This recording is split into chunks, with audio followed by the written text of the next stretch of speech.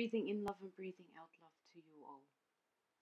I know how hard it is to go away from the narcissist and how hard it is to even detect that it's a narcissist.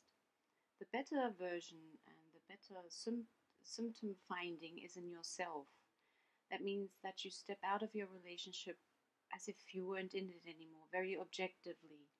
And you will suddenly find it has, and the abusiveness syndromes that you have are more an indicator that you're with a narcissist as trying to find out why he said something and why he did things.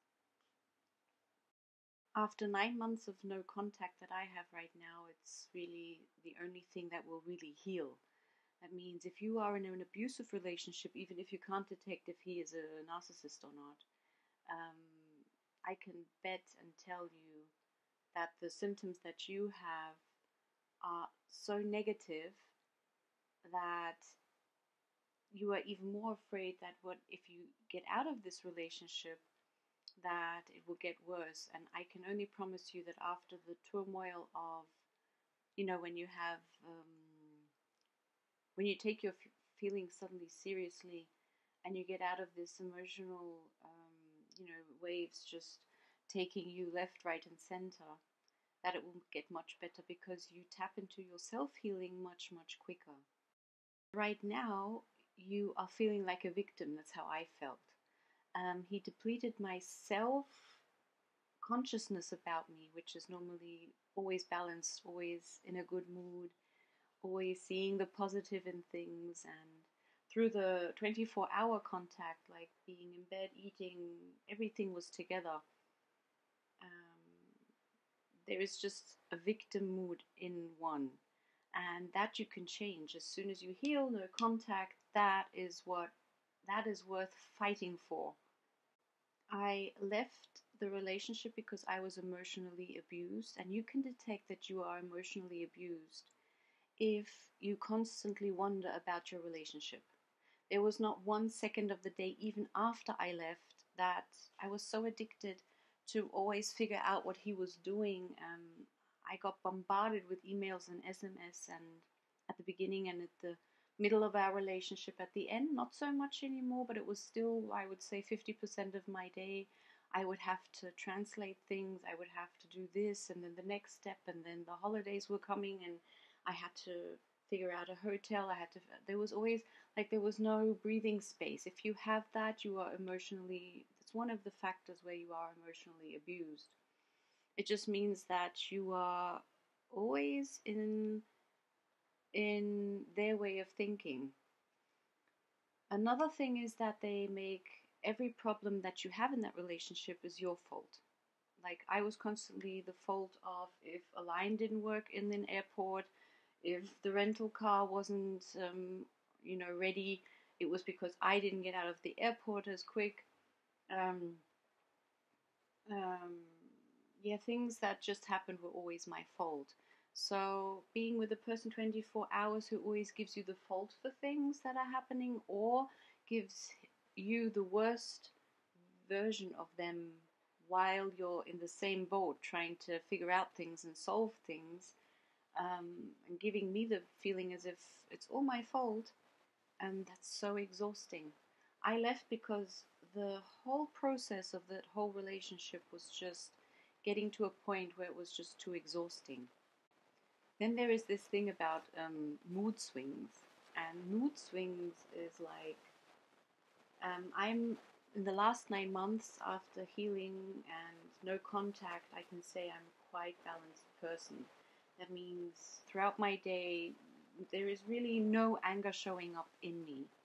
And in the last 2 years of the relationship of 4.5 years, I was in a constant, there was so many emotions going on that were just so foreign and strange to me.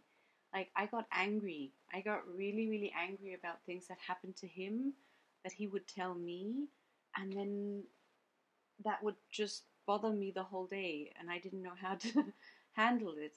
I tried to make it light, but then as soon as one problem was solved, he would always come up with another problem. So you got angry, and so frustrated it's just so sad that we leave in a moment that we get so frustrated. We just should have left the moment the first problem is not solved together, where you're on the same boat and it doesn't get solved. But we wait, and these mood swings in me didn't feel right at all anymore either. Um, all my happiness, he just couldn't share with me anymore. And I think that's the most important in a relationship, where you just smile at each other and just high five each other and say we made it and we did this, and it wasn't possible anymore. So what I have learned, and it's become like a running gag between myself and myself, is that I just high five myself whenever things go right, and yeah, that I've just survived all of this, that I've thrived through it, and yeah, I just high five myself. So I'm not in puppy mood anymore, waiting for him to show up and high five me. Another thing that was like a total addiction was that I felt anxious and fearful. That was a very awkward mixture, where at the beginning, at the Prince Charming state, I had it in very small doses, because even there, when he was in this, how do they call it, love bombing state, he still had these little, when I thought, wow, two people both speak English, they can go through the whole world. He suddenly made me anxious that he said, oh, no, I want to stay in this one village that we live in. And I was like, two people who've been around the world suddenly stay like in an alpine village, and that made me anxious. If I think about it now, on that time I just wanted to make him happy and show him my love through staying in that village, which I did. Had also advantages, but you compromise things with yourself. That means you have a total different vision, not village. You have a total different vision for yourself, and they put up a goalpost. They could put up a goalpost for both of you, and you have to like that goalpost. And we weren't even 4 weeks into that relationship, and he was already, I don't want to. And he said to me, we can leave that village anytime. You just have to say something. And 5 years later, I said, you know what? I don't want to stay in this village anymore. And that was the moment that was it. He said he can't see himself anywhere else. So he has to stay there. So the goalpost was already again changed. And the beginning, the goalpost was, you know what, we just do 2 seasons and we go off for a world tour and blog and travel. And yeah, the goalposts make you made me very, very anxious. The last goalpost I didn't even take serious anymore. I should have in his point of view, but I couldn't take it serious anymore, because every other goalpost was already always taken away and further away. So I thought, okay, as soon as that is through, he will suddenly want, I don't know, a luxury resort in a foreign country. And that is just not being in the now, and just, he couldn't show me that he could be in the now and just relax with whatever we had, and the family and the friends around us, which we have in such beautiful amounts and very special souls. He just couldn't relax with them. So if he couldn't show me that right now, then even the next goalpost wouldn't have made my day. So that's one reason I left too, that it was just not worth it anymore following and running after it. Then I left because he made me feel like a person, I don't know how to say, less of a person before I came into the relationship. Before I came in, I was bubbly, I was like floating through the workplace. We met also at a workplace. And I was floating through the whole thing. And he even told me at the beginning that he never saw me. He saw me like a panther coming through, like a, you know, I was always like a cat, very silent and doing my thing. And I was always self-content, self-satisfied, and just seeing how life flows. And then suddenly he came into my life. And as I said, the goalposts changed, and I don't know how he did it. It must have been charm, or yeah, just maybe me being afraid. You know, the fear came in that you lose someone as beautiful as him, and You know, he had a beautiful posture, and you just become a victim of all of this. It's like you become, it's like a blindside, like in the series of Survivor where everyone blindsides everyone. That's how you feel. You get blindsided and you don't notice it until the terror and the abuse is so much that you get insane, that I felt like I'm going nuts. I'm literally going nuts. And it's so sad that we have to reach that point and not go before, even though you had 50 reasons before. But we go, of course, when we get nuts. The abuse syndrome that I had was also that I could do now anything I wanted to make everything right. Like, even if I would have told him that the next goalpost that he has is so beautiful that I want to do this, I know that he wouldn't have smiled. I know that I think one evening he might have high-fived me, like, and he might have said something like, "Oh, that's a good decision, and you are more intelligent than I thought." That's something he said at the beginning of the relationship too. Like, I decided something. He said, "Ah, that's really wise. You're a wise woman." Like, then they start treating you like in the first grade. It's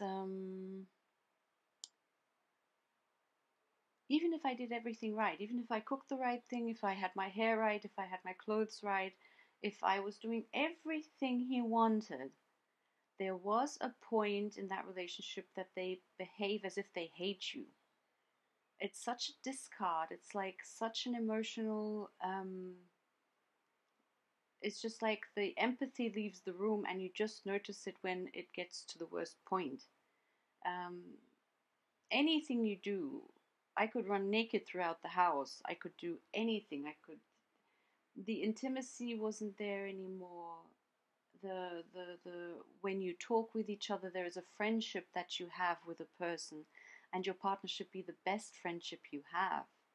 And that was all gone. There was no, yeah, you are this victim of it until it gets so damaging that you really think there was really a moment where I woke up. It was like, where I was like, okay, everything but not this. As I said with the goalposts, it's with narcissists, it's like they put it on the horizon. There is like, this is my salvation. Like, if you are a good girl and you reach this and this goal, then we can talk. Like, when we got together, we were in seasonal work, and he was like, okay, but don't quit in the middle of the season. Do your season until the end, and then you're a good girl. And then you go on to a holiday with me in Croatia, and then you're a good girl. And then I stayed in a alpine village without any future, if I think about it. But yeah, I didn't know how to orientate. And he said, "Oh yeah, you're staying with me in that village without a job. That's being a good girl." And then he decided where to go to the next vacation. We wanted to do a 2-month vacation, so we went for that vacation. And he decided, we wanted to decide between 2 countries, and he decided which one. I was shocked. I was like, I wanted to go to Bali, and he decided for Sri Lanka, and I had no idea about Sri Lanka. It turned out to be beautiful, but I would have rather have gone to Bali, but he was just goalposting, deciding, and always giving me the feeling afterwards, you feel this, that I'm a good girl. Then I got a job in the city that was then suddenly paid yearly. So I always improved our situation, and I was being a good girl. Like, that is not healthy. In healthy relationships, you are just happy that the other person is there. You don't have to judge it, comment. You don't have to say it's good that you're here. It's nice that you're here. You don't need that. It's like, I don't know. It's like their behaviors affect you the whole time. You have to notice that the behavior of the other person is always emotionally abusing you. And you can only detect that if you really step aside and really go objectively through that relationship. If I go through that and other relationships I've been through, I was never as exhausted as going through that relationship. I left because I knew even if I would do every single thing right, every single thing, from my being, from my hair, from my clothes, from my talk, from my job, from my car that I might buy, from my next holiday that would just be like so in line with him, and the goalpost, I would come up with ideas to get much quicker to that goalpost of his. There would have been just a 5-second smile, the 5 to 5 minute smile that I at the end saw that he could put up for bosses and everyone. I thought, is this worth it? Is it really worth it that I'm standing there like a puppy, giving him the stage that he needs to get this 1 second of this charming prince that I wanted at the beginning? So I told him, you're not the person you were at the beginning. You're just not that person. It's like, I don't know where he left, I don't know where he went, I don't know what he's looking for, but he's not here anymore.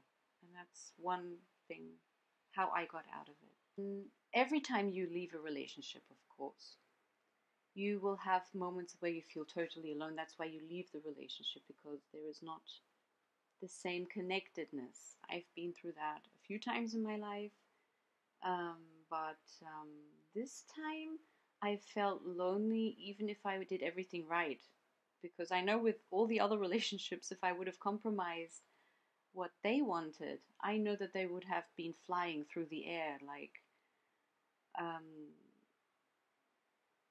what I compromised to make him happy and always say what he wanted, should have in a normal relationship just made the other one really happy that I stay around, that I don't do so much egoic things.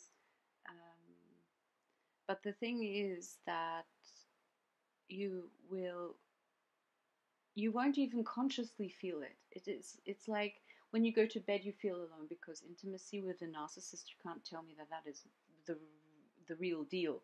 Maybe it's like, what's his name from 50 Shades of Grey? Maybe you have like a flash with them, like that they are so not heart connected that you think, oh well, but they can take you really, or they can do things with you. But a narcissist won't really, even if they cuddle, they will even go through plans. They cuddle and they tell you what was going through their mind all morning. They can't just cuddle, or they just can't sit for a while with you or in a car and just have a normal conversation. I always said, talk about something nice, talk about a boat, talk about the sky, talk about the birds, talk about something, but don't talk about what is always in plan, what is always in the planning mode. We are giving them the stage to be who they are. That means without us, they can't act out all of that. That's why we are called in the theoretical realm, we are called supplies. That means I'm just a carrot in the whole thing. If he gets a watermelon, he gets a watermelon.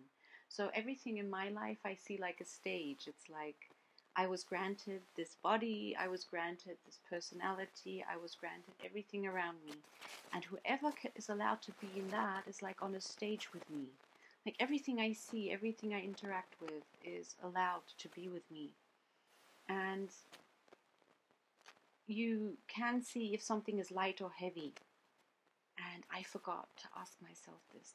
That's how, until which moment I got to that I got so insane that then I left.